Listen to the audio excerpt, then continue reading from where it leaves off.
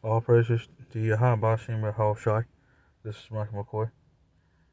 Thank Yahweh Bashim Yahushai for giving us all another day um, to, to, to, um, to be able to um, talk, walk, and see, and be able to experience His creation. But but, um, but earlier I was talking to my cousin. He had a career in the military, in the army.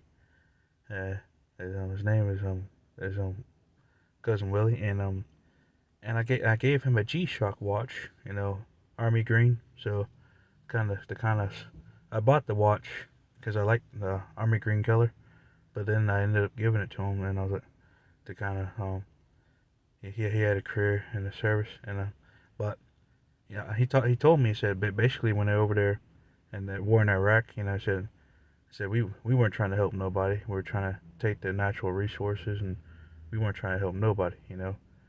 Cocaine or whatever, sell oil to the Chinese. But he was like, we weren't trying to help nobody. It's like, wow. But talking to him, I was talking to him, hey, what if a race war happens? Because we know a race war is definitely going to happen. He wasn't sure if it was going to happen or not, but uh, let me bring the scripture. Hosea chapter 4, verse 6.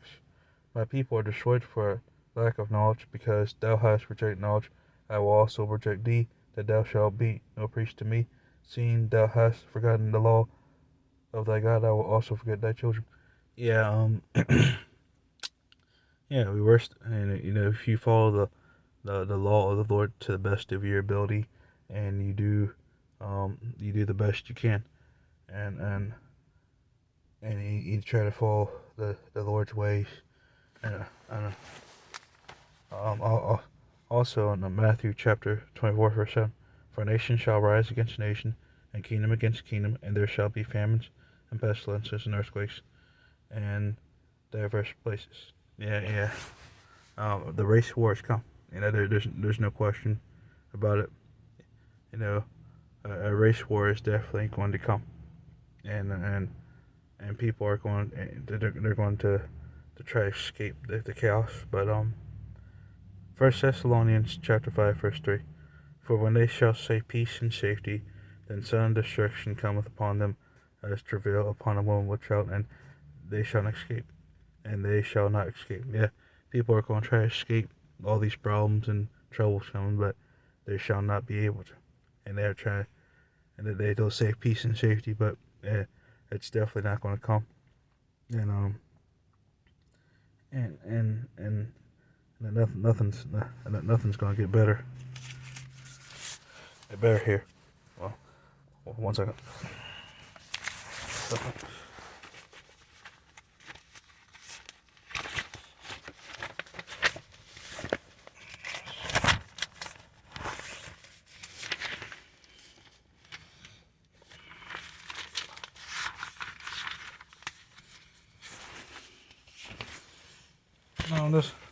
No, this verse sticks out to me big because I still live at home with my parents, and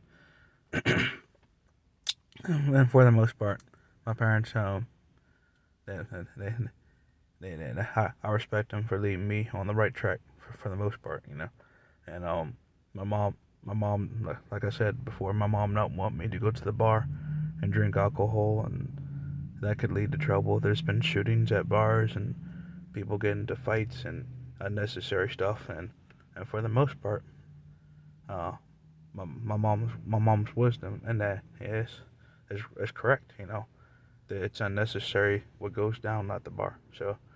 Um, so since my mom asked me not to go at all, or my mom's wishes are for me not to drink alcohol. Period. I respect it and I listen to her. I don't drink alcohol at all because my mom wishes for me not to. So some of you guys may drink. There's nothing wrong with that.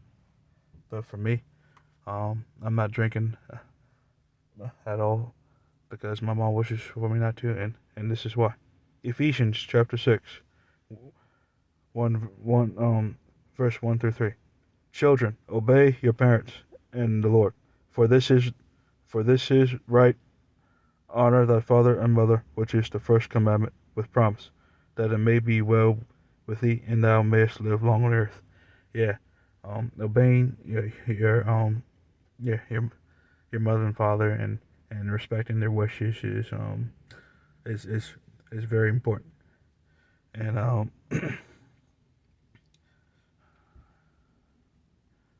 and and when you do this, you're honoring Yahweh Bashem Yahweh Shai, really. When you listen to your parents, and you respect their wishes, and you do what they want you to do. When you respect them, you really honor Yahweh Bashem Yahweh Shai when you do this.